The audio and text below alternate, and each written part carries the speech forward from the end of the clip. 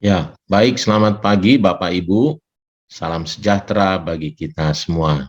Ya, Bapak Ibu, hari ini adalah hari kedua sinode kita yang mengharapkan semua para pemimpin juga jemaat Tuhan boleh berdoa dan berpuasa.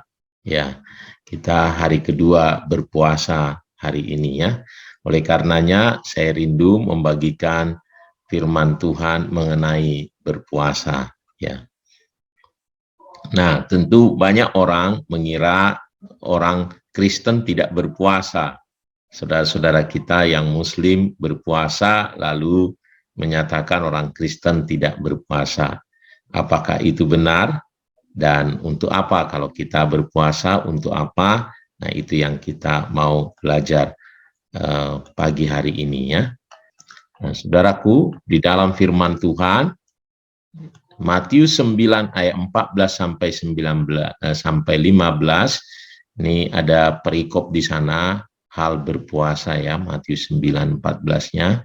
Nah, kita coba baca Matius 9 ayat 14 sampai 15. Kemudian datanglah murid-murid Yohanes kepada Yesus dan berkata, "Mengapa kami dan orang Farisi berpuasa, tetapi murid-muridmu tidak?" Jawab Yesus kepada mereka, "Dapatkah sahabat-sahabat mempelai laki-laki berduka cita selama mempelai itu bersama mereka? Tetapi waktunya akan datang, mempelai itu diambil dari mereka, dan pada waktu itulah mereka akan berpuasa." Nah, salah satu tema berpuasa yang dibicarakan di dalam perjanjian baru dan keluar doktrin dari Tuhan kita Yesus adalah perikop ini ya. Jadi kita mau belajar hal berpuasa melalui perikop ini. Nah, ada dua hal saya lihat di sini soal waktu dan mengapa kita berpuasa. Ya, jadi yang pertama, ya, tetapi waktunya akan datang, mempelai itu diambil dari mereka, dan pada waktu itulah mereka akan berpuasa. Nah, ini suatu pernyataan dari Tuhan kita Yesus kepada murid-murid Yohanes. Karena mereka datang melihat kok murid-murid Tuhan Yesus nggak berpuasa. Kami ini mempunyai jadwal puasa. Ya, misalnya mereka berpuasa, kalau orang-orang Yahudi itu mempunyai 2 sampai 3 hari dalam seminggu jadwal puasa. Ya, lalu mereka heran, kenapa kok kami berpuasa sama orang-orang Farisi juga berpuasa, kamu tidak? Gitu. Dia tanya kepada Yesus dan jawabannya adalah ini. Tetapi waktunya akan datang, mempelai itu diambil dari mereka, dan pada waktu itulah mereka akan berpuasa. Jadi Yesus mengharapkan kita orang percaya berpuasa setelah dia kembali ke sorga ya. Jadi masa ini adalah masa ketidakhadiran Tuhan ya, dalam fisik artinya, sebab kalau Tuhan secara roh selalu bersama-sama dengan orang percaya, karena itu janjinya di Matius 20 ya. Matius 28 ayat 19 sampai 20, dan ketahuilah aku bersama-sama dengan kamu sampai kesudahan zaman ya. Tapi bukan secara fisik. Ya, Yesus secara fisik, secara manusiawinya itu dia sudah terangkat ke surga, dan pada masa itu, pada masa sekarang ini, yaitu ketidakhadirannya mempelai laki-laki itu, ya, yaitu dari saat kenaikannya ke sorga sampai nanti kedatangannya kembali, disitulah gereja Tuhan berpuasa. Karena gereja menantikan kedatangan kembali mempelai laki-laki. Jadi Bapak Ibu, waktu ini adalah waktu kita berpuasa. Saudara-saudara kita ya berpuasa 1 bulan penuh setiap tahun. Kalau kita berpuasanya sejak Yesus naik ke surga sampai nanti kedatangannya kembali ya ke dunia ini. Karena berpuasa itu berhubungan dengan ketidakhadiran secara fisiknya.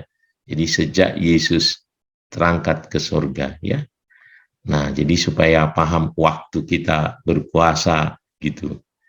Nah, lalu kita berpuasa karena apa? Juga sama dengan itu, di Yesus mengatakan kan, dapatkah sahabat-sahabat mempelai laki-laki berduka cita selama mempelai itu bersama mereka?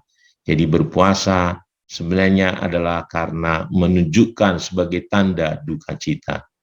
Ya, tanda duka cita. Jadi berpuasa masa ini yang pertama adalah duka cita karena Kristus tidak ada secara fisik. Ya, kita berduka cita karena secara fisik Kristus tidak ada. Ya. Satu, yang kedua adalah tanda kesedihan atas dosa dan kebobrokan dunia ini.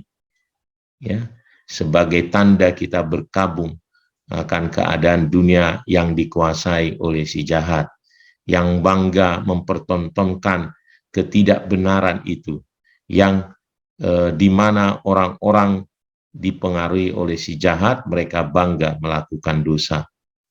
Ya, itu yang kedua. Dan yang ketiga adalah, nah ini yang sangat-sangat penting, suatu kerinduan kita kepada Tuhan untuk kedatangannya, kehadirannya. Ya, kalaupun dia belum datang secara fisik, kehadiran Tuhan secara nyata.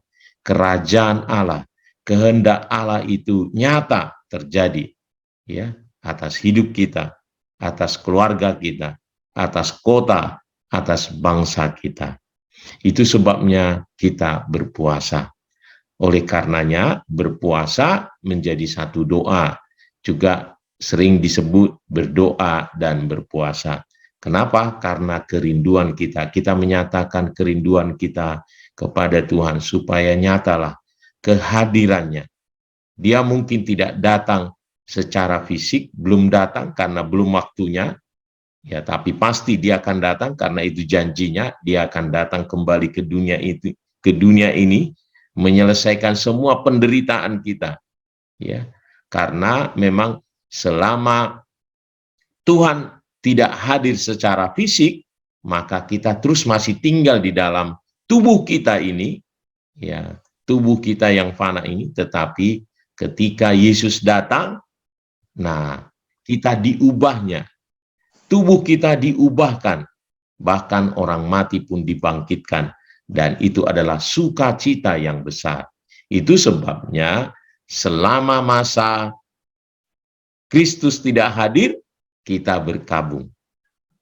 Ya, selama Kristus tidak hadir, ya, Yesus belum menjadi raja, maka dunia ini dipenuhi oleh kuasa si jahat atas dosa, atas kebobrokan. Dunia ini bukannya akan tambah baik katanya, tetapi akan bertambah jahat. Oleh karenanya kita merindukan kehadiran Tuhan. Dan terlebih kita di masa-masa ini rindu kita akan datang, kita rindu kedatangan Tuhan yang kedua kali. Tetapi sebelum itu Tuhan bisa juga nyatakan kehadirannya, kerajaannya nyata atas kita semuanya. Kita rindu orang-orang datang kepada Tuhan, bertobat. Kita rindu ada banyak orang boleh diselamatkan. Kita rindu banyak orang percaya kepada Tuhan. Melalui doa puasa selama 30 hari ini, mari kita nyatakan kerinduan kita, ya, atas kehadiran Tuhan nyata, baik di rumah tangga kita, di pekerjaan, dimanapun nyata kehadiran Tuhan. Dan kalau ada kehadiran Tuhan, mukjizat demi mukjizat terjadi. Ya, kita melihat bagaimana kehadiran Tuhan, ya, orang lumpuh berjalan, orang buta melihat, yang mati dibangkitkan. Itu yang kita rindukan. Jadi mari kita berpuasa, ya, memahami arti puasa, memahami untuk apa kita berpuasa. Kita berpuasa menahan rasa lapar karena ada duka cita akan keadaan dunia ini dan ada kerinduan untuk nyata kehadiran Tuhan, mukjizat Tuhan terjadi. Tuhan Yesus memberkati kita semua. Mari kita berdoa.